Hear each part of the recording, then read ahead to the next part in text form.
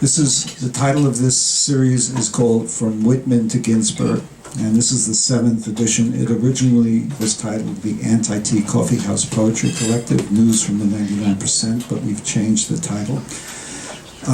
But it still encourages poetry of political engagement.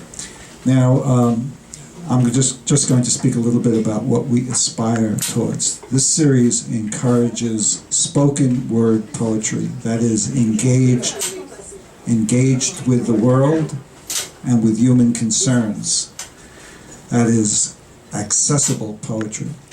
Not with poetry that is obscure or dense, difficult to decipher, although there is a place for this kind of poetry.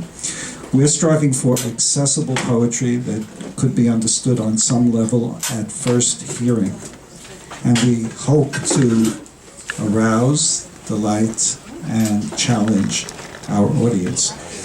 Now, this is poetry in the oral tradition. It goes back to Homer, Greek theater, Provençal poetry, troubadours of the 11th to 13th century, Shakespeare, which is spoken word poetry, Walt Whitman, it's part of our title, who performed in the village and around here, Edna St. Vincent Millay, who lived and performed around here, Yeats Auden, who worked and performed around here, Kenneth Fearing and the proletarian poets of the 30s, Dylan Thomas, who gave poetry readings at the White Horse Tavern, Langston Hughes in the Harlem Renaissance, the Beat poets, Ginsberg, and many others who lived and performed right here in Greenwich Village. Now, we're also in the tradition of the troubadours, the folk singers, Pete Seeger, Bob Dylan, Joni Mitchell, Leonard Cohen, Richie Havens, Nina Simone, Harry Belafonte. They also lived in New York and worked and performed in Greenwich Village. And we are inspired by Percy Bysshe Shelley's In Defense of Poetry.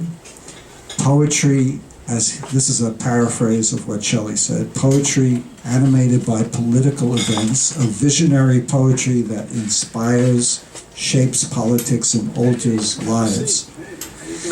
He saw visionary poetry as an advanced guard of moral awakening, and that is what we aspire to. Shelley said at the end of his essay, poets, and I would say all artists, are the unacknowledged legislators of the world.